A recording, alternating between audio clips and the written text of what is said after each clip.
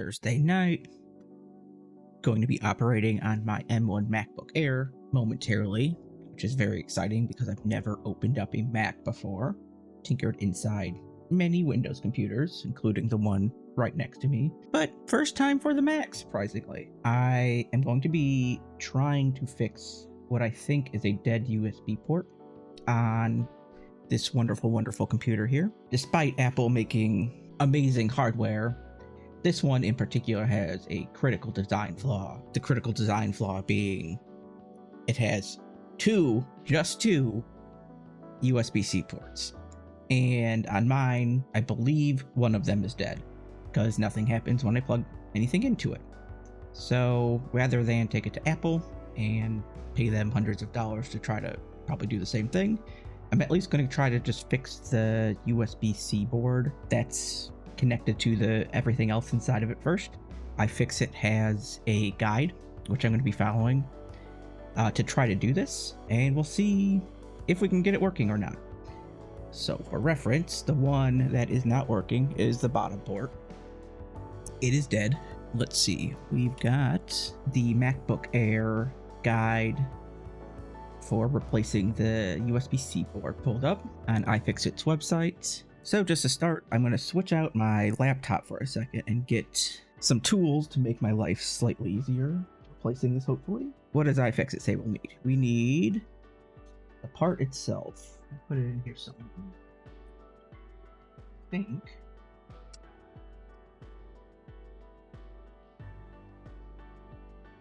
it's on the floor. This is the NBA 13-inch 2018 to 2020 USB-C board from iFixit. Costs like $13 or something. iFixit says we will need pentalobe screwdriver, knife, always need that, little spudger guy, and the T3, T4, and T5 Torx bits.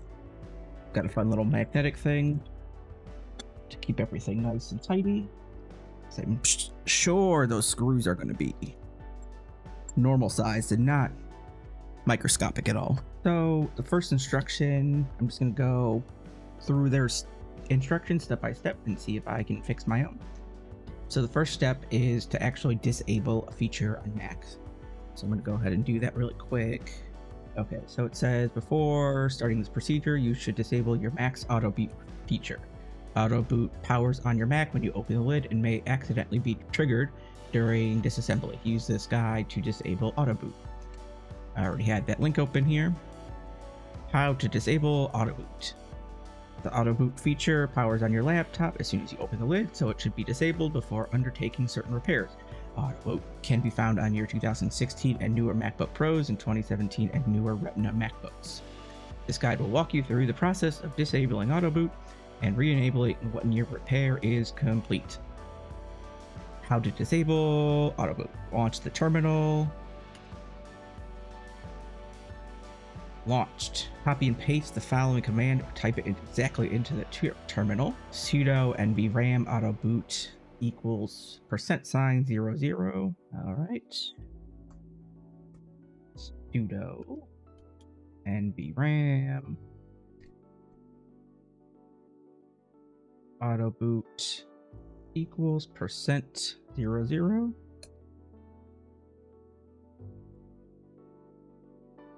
Is that it? If you are prompted for an administrative password, type the password and press return. All right. You can now safely power down your Mac and remove the bottom case without it accidentally powering on. And then step 4, when your repair is complete and your Mac is successfully reassembled, you can re-enable the auto boot feature, power on your Mac and launch terminal. Copy and paste the following command into the terminal. Sudo nvram auto boot equals $03, return. And that's how to undo it, apparently. So disabled it, so I'm going to shut this down, and it is off. Back to the original article now. Step 1. There are 3 colors of screws. Just going to make sure I've got it oriented the same way. So in these 2 here are labeled orange on iFixit's guide. These are the red screws, which are labeled as 7.9 millimeter screws. The orange ones are 7.3 millimeters. And then the yellow ones, which are this, and this, are 2.6 millimeter screws. And we're using the pentalobe driver to remove all of these. The red ones are the longest.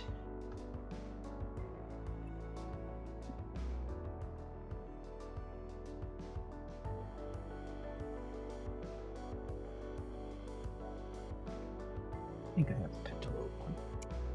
Yes, P5.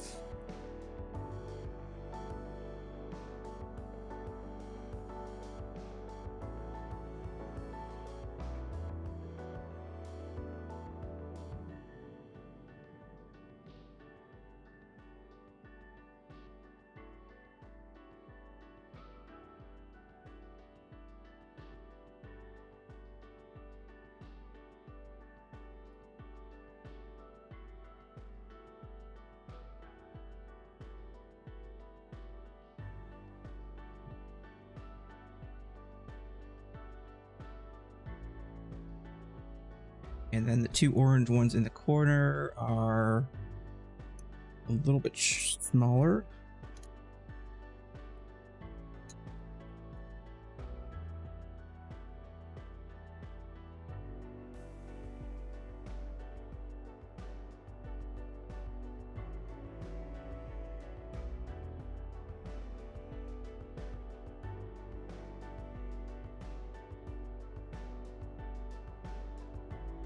And then the remaining 6 should be little itty bitty screws.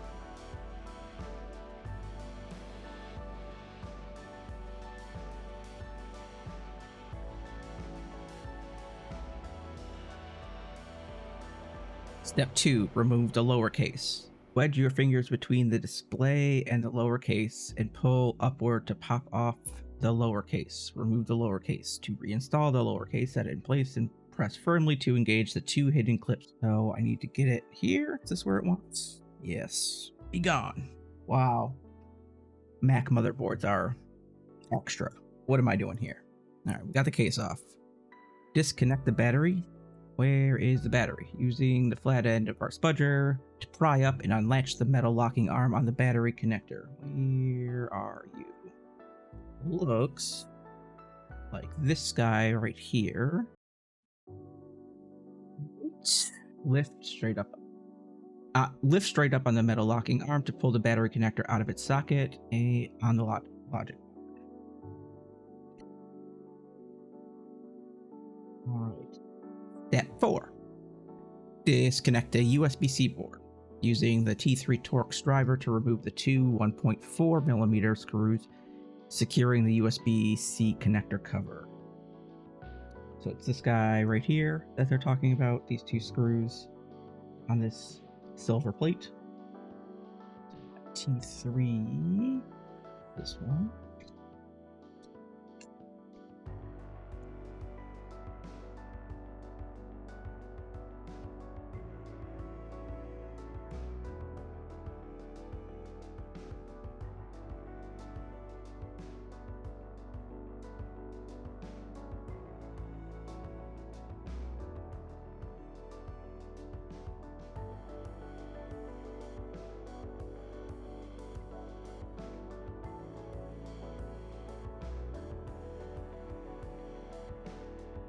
The only time I've seen screws smaller than these were on the Switch controllers.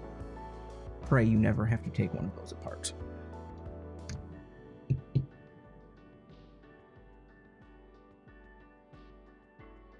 Next, we've got step 5. Remove this USB-C connector cover. Removed. Step 6. Use the flat end of our spudger to pry the USB-C cable connector up and out of its socket on the logic board. What does this other picture show? Okay. Easy enough. Step 7. Remove the USB-C board.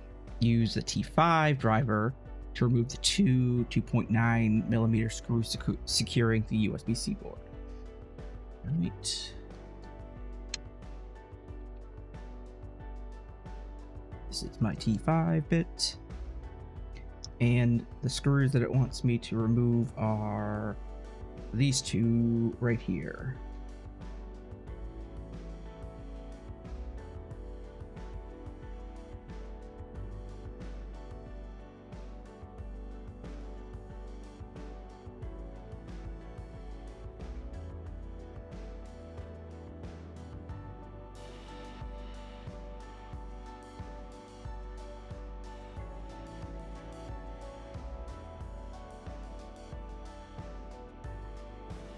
Step 8. Use a pair of tweezers to remove the USB-C board.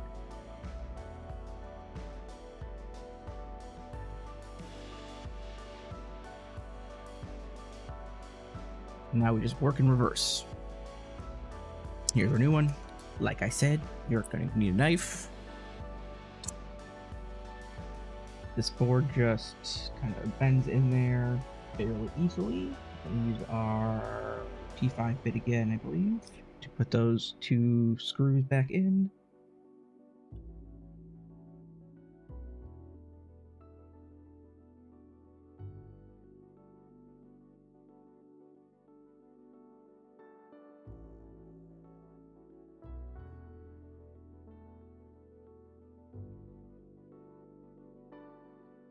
Just like so. That we put it back in, and we just need to put connector back in place.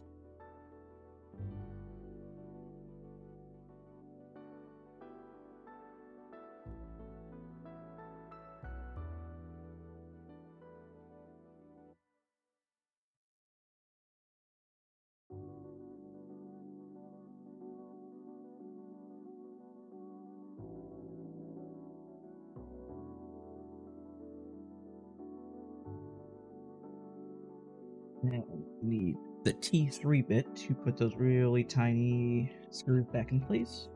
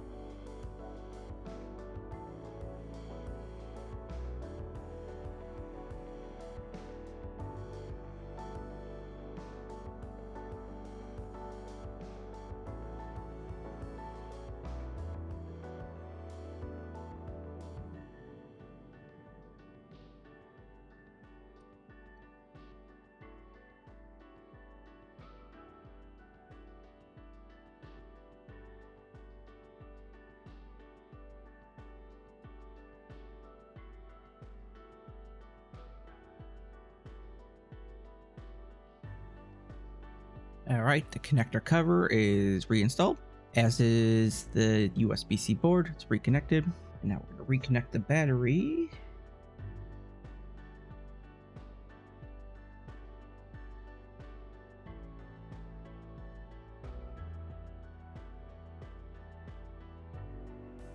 And now, I think I just got to put the case back on here. So in their picture, they've got it like this.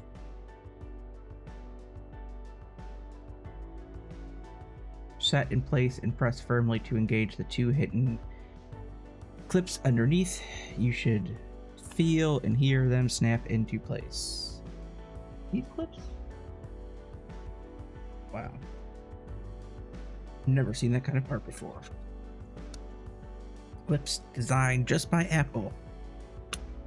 And we reinstall all of the screws. So the 6 really tiny ones are all on the bottom. And these have the pentalobe. These are the pentalobe screws.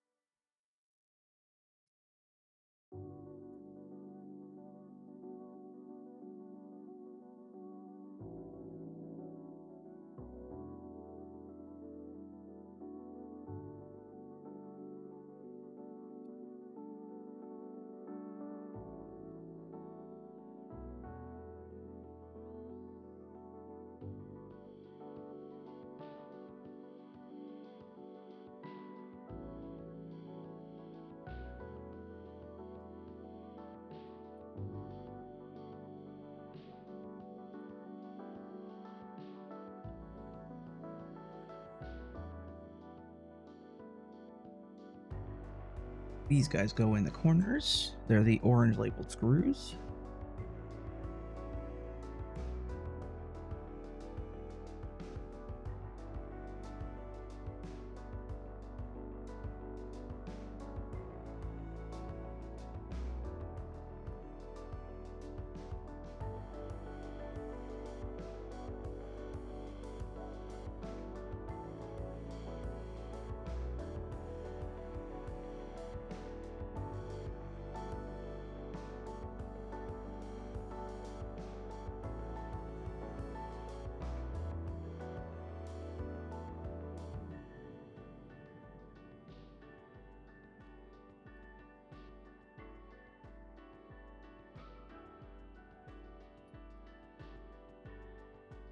And then the 2 red screws go at the top.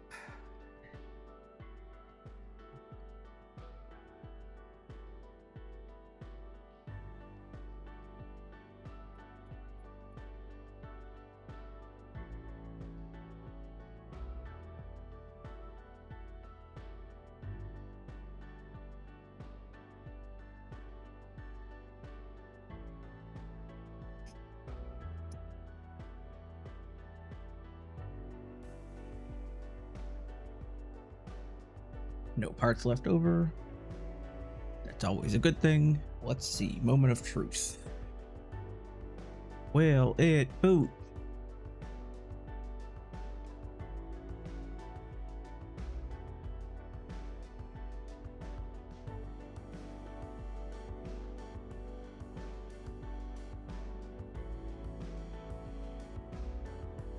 Oh no. I borked it. Back to the troubleshooting board. So I'm guessing I didn't hook up the battery connector appropriately. So let's go back in there.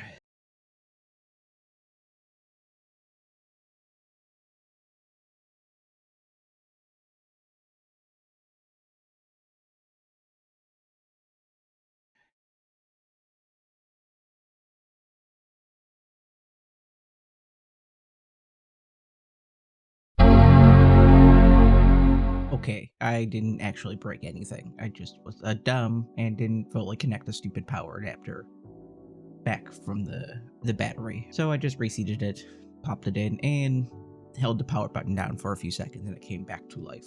And I believe we solved our issue. Got all nice and zoomed in there. Connect this, and as we can see, stops charging. Plug it in to the top port, starts charging again. This is the one that was previously working, so it's good we didn't break it.